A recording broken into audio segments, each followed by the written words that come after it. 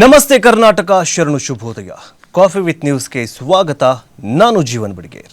ರಾಜ್ಯದ ಪ್ರಮುಖ ಸುದ್ದಿ ಪತ್ರಿಕೆಗಳಲ್ಲಿ ಯಾವೆಲ್ಲ ಸುದ್ದಿಗಳು ಪ್ರಕಟವಾಗಿವೆ ಅಂತ ನೋಡ್ತಾ ಹೋಗೋಣ. ಆದರೆ ಅದಕ್ಕಿಂತ ಮುಂಚೆ ಈ ಕ್ಷಣದ ಹೆಡ್ಲೈನ್ಸ್.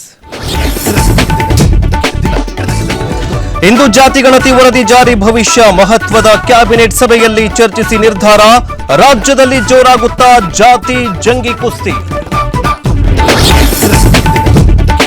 ವಿರೋಧದ ನಡುವೆಯೂ ಜಾರಿಯಾಗುತ್ತಾ ಜಾತಿ ಗಣತಿ, ವರದಿ ಜಾರಿ ಮಾಡಲೇಬೇಕೆಂದು ಶೋಷಿತ ಸಮುದಾಯಗಳ ಪಟ್ಟು, ಕುತೂಹಲ ಮೂಡಿಸಿದ ಸರ್ಕಾರದ ನಡೆ. ರಾಜ್ಯ ಸರ್ಕಾರವನ್ನ ಬೀಳಿಸಲು ಮುಂದಾಗಿದ್ದಾರೆ, ಭಿನ್ನಾಭಿಪ್ರಾಯ ಬದಿಗೊತ್ತಿ ನೀವು ಒಗ್ಗಟ್ಟಾಗಿ. ಸಿದ್ದರಾಮಯ್ಯ ಡಿಕೆಶಿಗೆ ಮಲ್ಲಿಕಾರ್ಜುನ ಖರ್ಗೆ ಸಲಹೆ.